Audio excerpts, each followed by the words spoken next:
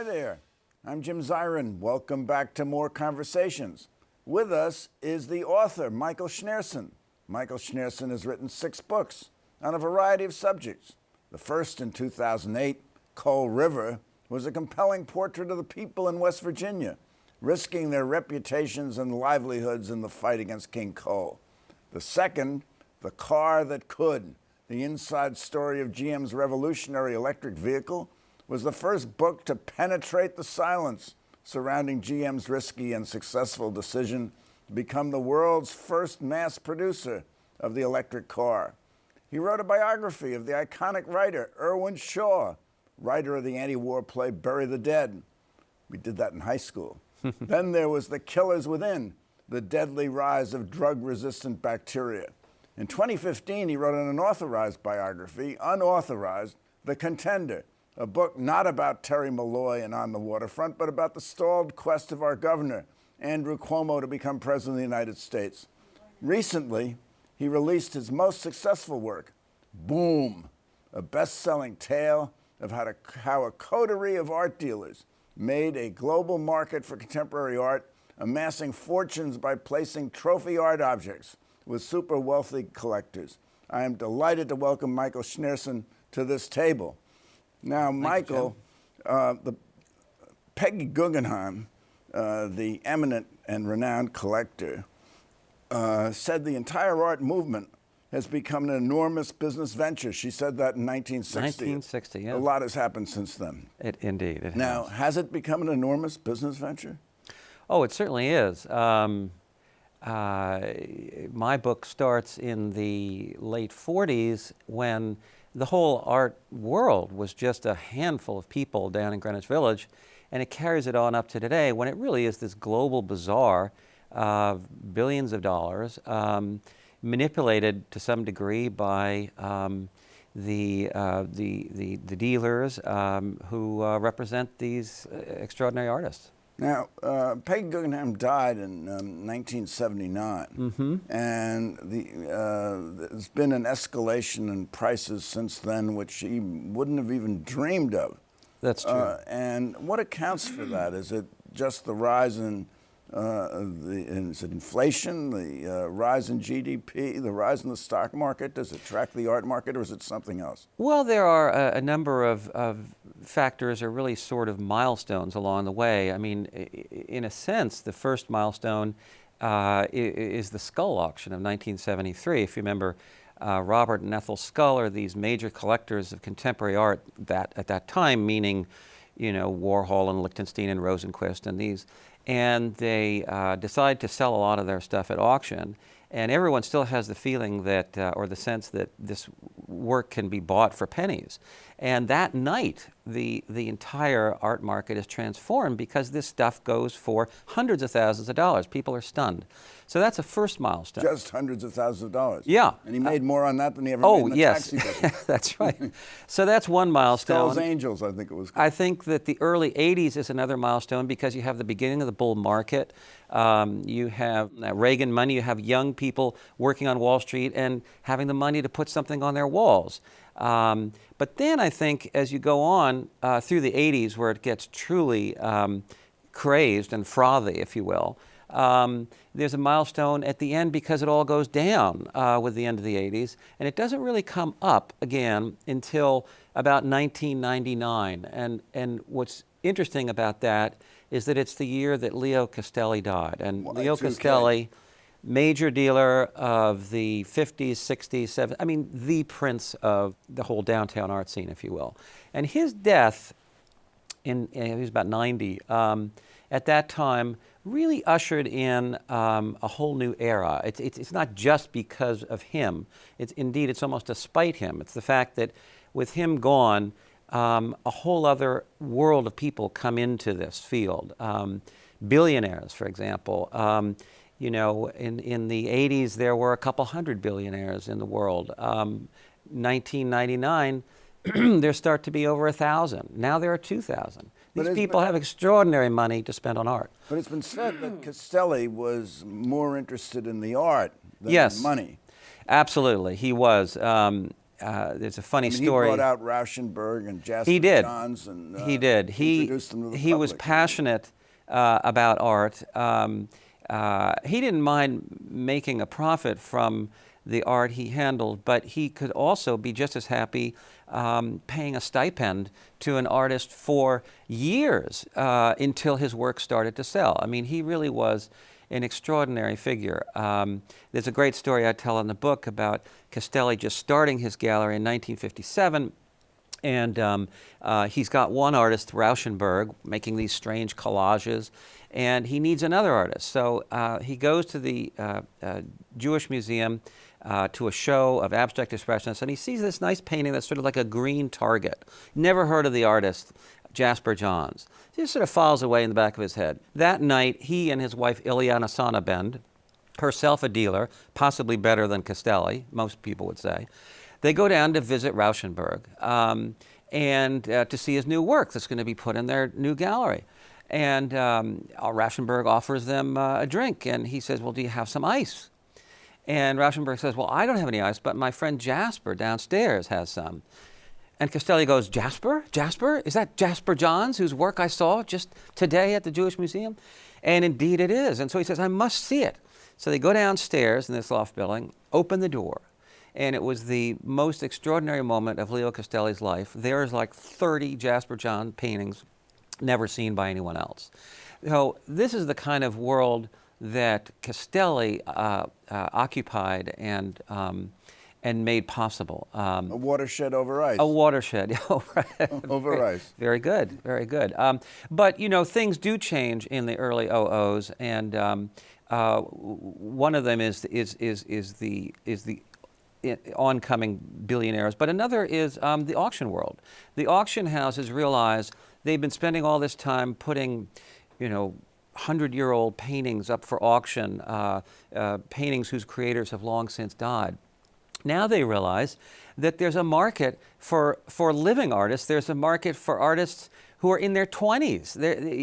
You can make up a reputation for a young artist, put him on auction, and by God, the next thing you know, he's selling for $2 or $3 million a painting.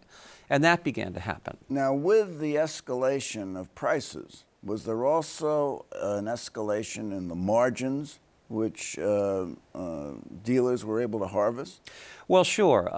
Everybody got very excited by the spike in prices that would often occur between what they call the primary and the secondary markets, okay? In a sentence, primary is the artist's work when it's first created. Anything that's just come out of his studio is primary. But then when it gets sold again, whether it's sold at auction or anywhere else, it's secondary. It now began to seem as if work, when it went from primary to secondary, or often to the auction market, the price just skyrocketed. And so people came up with this phrase, art as an asset. Art was now as much an asset as any kind of securities on Wall Street. Or a commodity. Yeah, a commodity. And they expected... A lot of it kept in vaults, never to be seen by the public, never even be seen by the collectors. Well, that's one of the fascinating ironies of this business, that people with a lot of money now buy art expecting it to increase dramatically in a year or two. And until that happens, they put it in what's called a free port. And there are free ports in Geneva and other cities of Europe. Have you ever visited a free port? I haven't. I've read about them. They're fascinating. Are there these viewing vast, rooms? Oh, they're as big as football fields. And they're viewing rooms? There are little viewing rooms at them. But basically, it's a huge warehouse filled with art that's been bought sort of like at a duty-free shop, where you don't have to pay that tax. You don't have to pay a tax for having bought that art as long as it stays in the free port. Once you take it out of the free port, bring it home, you're supposed to pay the tax. But it's generally recognized that not many people do pay that tax. So it is quite a tax dodge. And that's a very important aspect of all this. So what happens to that art kept in free ports? Is it sold? Is it eventually exhibited? Well, Is it donated to museums? I mean, will the public ever see it? All those things can happen, but the sad thing is that most often what happens is it continues sitting in the free port. Sometimes it gets sold from one owner to another or traded with another work that's just on another shelf in the same Freeport. It never gets out of the Freeport.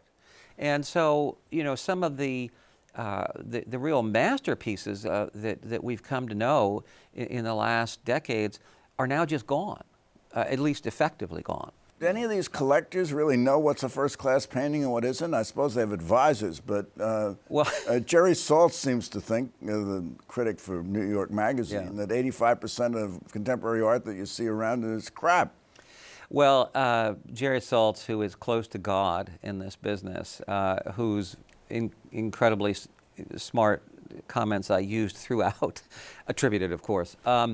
Yes, he says that 85% of contemporary art is terrible and doomed to fail. The problem is, what you think is the good 15% is not the 15% that I think is good. Totally subjective. Totally subjective. So you don't know. So people keep collecting, hoping that what they've bought does emerge as being in that 15%. Let's take another concrete example. Sure. The graffiti painter Jean-Michel Basquiat. Now, his work was never fully accepted by connoisseurs. I mean, MoMA didn't buy a Basquiat throughout the period where of his heyday. That's right. And in the mid-1980s, he was making maybe $1,000 a painting. $1,000 a painting, and by 2017, a Basquiat of a skull. Yeah. Just a graffiti work of a skull went for over $100 million. Yeah. Well, Basquiat's story is, of course, central to the book and to that whole period. That's a boom. Yeah, that is a boom, all right. I'm careful at the start of the book to say I'm not going to judge any artist here. I'm not a critic. I'm not a curator. I'm really just a storyteller. And so, to me, what's interesting about Basquiat is the way his work was recognized immediately by a whole downtown art scene. It didn't take years, really. It took years for the market to catch up to Basquiat, or for the market to propel him to sales of 100 million. But back there in the early 80s, one of the first people to discover him was none other than Larry Gagosian. Everybody thinks of him as the great heathen. Well, he had and still has a very good eye. And he saw right from the start that this young guy... He has an eye for art or an eye for money? Well, both, but more an eye for art than people give him credit for. And he was a disciple of Leo Castelli, whom he was a disciple. That's right, and a very unlikely one, because the two men couldn't be more different from each other. Yet when Gagosian came from California to kind of make his way in New York, knowing nobody and having no real money, no art degree, nothing. Having his big art credential was that he had sold posters out of the trunk of his car in L.A., famous story. But he had moxie, he had a good eye, and he actually impressed Castelli as being the sort of person in a way that Castelli wished he had become. Castelli was this urbane European, spoke 5 languages, but he wasn't a tough guy. And he liked the tough guy part of Gagosian. So is it necessary to be a tough guy to be an art dealer? That's a good question, Jim. Dog-eat-dog market. You have to be tough. I think that, yes, if toughness means, getting a really good price, or, discovering an artist before everyone else, then sure, you have to be tough. In temperament, most of the dealers that I met were lovely people, and I focused on the dealers. But does the lovely temperament belie an underlying avarice? It's funny. Just last night, someone asked me, "Do you get in the book? Do you get into the avarice, into the illegalities, into the money laundering?" There's a little bit of that at the end, but to be honest, that's a whole other book. And I am not, you'd almost have to be an investigative financial journalist or prosecutor to determine who's been cheating on what. Every once in a while, some news will pop up. A few years ago, Larry Gagosian had to pay a $4 million fine for tax evasion because he was putting art that had just been sold to you into a box and then sending it across state lines to somewhere else and evading state taxes for the recipient. And so that kind of thing happens, but it's very hard to know how much corruption is going on. The gallerist Mary Boone, who brought out Schnabels in jail, even. Well, that's very tax true. evasion. And I was actually the last person to interview her before she went off to jail. She Lucky was you. stunned. She was stunned that that this had happened. She basically, her argument was basically, all dealers do this. We all, expense account everything or call something a business expense when it's not. Actually, she had really pushed the margins by, declaring her whole gallery, her whole apartment to be a gallery. That it's hard to get away with. But when you have an eponymous trade name like Yes. Mary Boone or Larry Gagosian, Yes. every cent you spend is arguably a business expense. I mean, it's promoting the brand. you could say that, but for reasons I can't begin to tell you, legally you actually can't do that. But what I want to say, just in relation to what you said a moment ago, is that when I began, I thought, I'll tell the story of contemporary art, going back to the 40s all the way up to today. And I got about 3 months into this, and I realized this is just such a sprawling subject. I would drown in it. And so that's when I focused on the dealers. And the dealers really are a fascinating breed unto themselves. Whether one or another has been implicated in some tax evasion thing at some point or another, the fact is these are generally very smart, passionate people who have done a lot to bring artists along. And I thought that they were a group that had really never been examined in that way. They were examined either just in sort of cold numbers or with a certain amount of scorn as being, wheeler dealers. I found them generally to be an admirable and fascinating bunch. Well, it sounds as if Wall Street is dog eat dog, the art world is the other way around.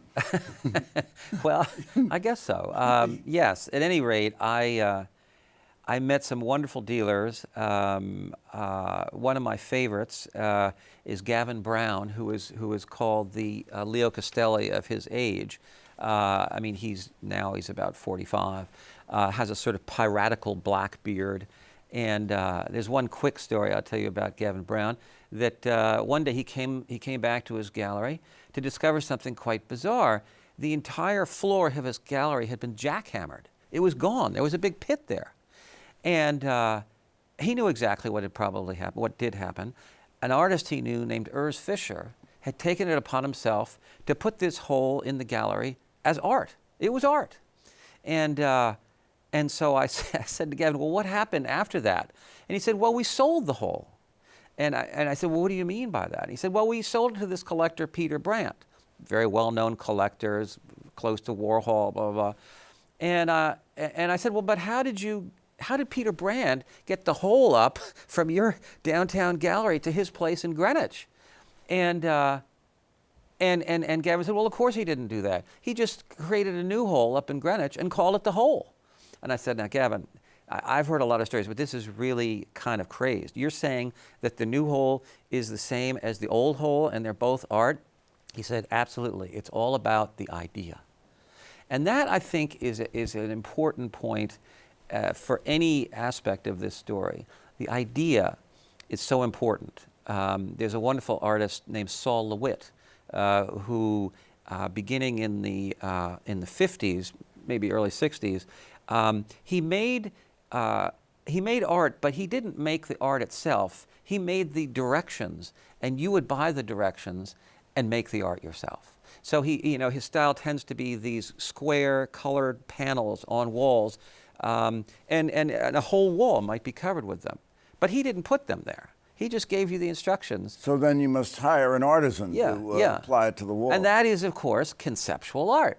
That's conceptual art, which is another thing. Yes. Now, you also write of a certain dodginess among artists and also among collectors. Among artists, you have the African-American artist Mark Bradford, who insisted that a collector pay for 2 paintings but would only get 1. Right. And also received a very large donation to his favorite charity Right. from a gallery, so that to induce him to switch galleries from a London gallery to a Well, New York you gallery. know, I mean, it's you can pay judge to it play. a little bit. Yes, you could make that argument. Now, the fact is that Mark Bradford, who is a wonderful artist, one of the best, I think. Now that I'm just a civilian again, I'll tell you, I think he's fabulous. But he grew up in south part of L.A., no money. His mother had a beauty salon. He would work in the beauty salon. He actually worked in the salon through his 20s. And he started looking at these end papers that you put in your hair if you're a woman. I don't quite understand what end papers are, but that women seem to recognize them. And he began putting them on big canvases and making this very interesting art out of them. So he has become one of the highest earning and most admired painters in the world. Along the way, he started this... to prime the pump. Well, it was sort of a non-profit operation to help young people in South Central LA. I think foster children, isn't that? That may be part of it. Yeah. I didn't foster, I wasn't sure. But at any rate, he did this as a good thing to help his community. But he did use his muscle, if you will, that he now had as a high-earning artist, to insist, in certain cases, that someone buy 2 paintings instead of 1, and the value of that second painting, if not the actual painting, would go to the nonprofit, which I think is called Art in Progress or something like that. So, you know, it helped poor kids. That doesn't strike me as devious, merely creative. Okay, so what about the collectors? You know, there was the husband and wife called Rubel, I think Donald Rubel. John and Mira Rubel. And they helped develop the artist Murillo. And that's right. They had him at their foundation living there for Oscar 5 Murillo. weeks. Oscar Murillo for 5 weeks. Yeah. Jerry Saltz didn't like him very much. Well, 5 weeks during the summer in Miami, and then everything he made belonged to them. It's almost a sharecropper arrangement. Interesting way to put it. I don't know you could really disagree with that. I mean, Don and Mira Rubel have done amazing things for the good of the art world. They've got this whole museum down in Miami that is a former DEA warehouse. Instead of harboring drugs, it now harbors art. And they have, through the years, collected art, almost always taking chances on new emerging artists who don't cost much. They like a bargain. But, you know, in the process, they've brought along many, many good artists, including Keith Haring and including Oscar Murillo. But they do have this residency program now, whereby if you're a young artist, you go down there, you stay for 6 weeks, as you've said, you do all this art, your accommodations are there for free, you get free meals, you can create as much art as you want, but it all goes to the Rubels. Now the artists, I talked to one artist who did this in another year. She said, you know, it's okay because I'm getting a lot of publicity for this and I can keep doing art, and if they sell the art to fancy collectors, it's going to increase the art that I create next. So. Now, an interesting feature of this boom in the art world, at least contemporary art, has been the emergence of African-American art. Yes, yes. So is that, and female artists as well. I Yes. mean, there's almost a political correctness about it, or an identity politics about it.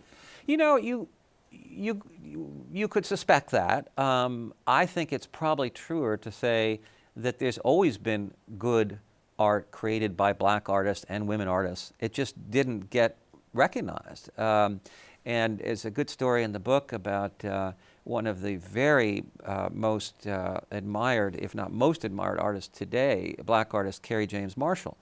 A dealer named Jack Shainman, who is white and who has almost always represented artists of color because he was just interested in them, saw a postcard on a colleague's bulletin board with a nice little picture on it, a little reduction of an art painting by somebody.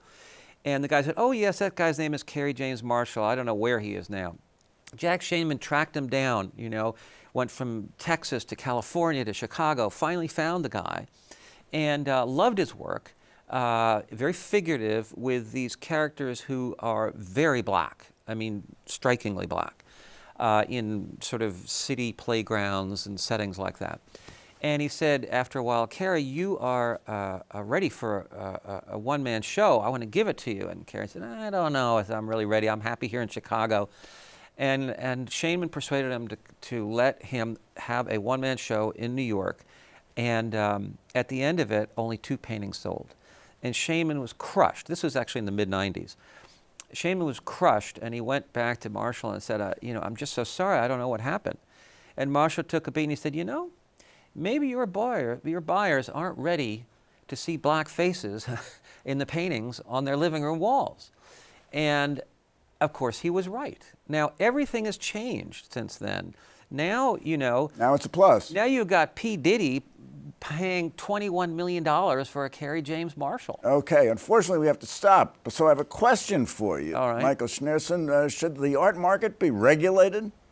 Yes, it is known as the largest unregulated market in the world. So we need more regulation. Regulate Facebook and regulate the art world. I think we do. We'd have to do it. Michael Shnayerson, thank you Jim, so much thank for you. coming by. This has been wonderful. We could have Terrific. gone on for another half hour. Sorry we can't. And perhaps we will. And thank you for coming by. Tune in next week for more conversations. I'm Jim Zirin. Take care and all the best.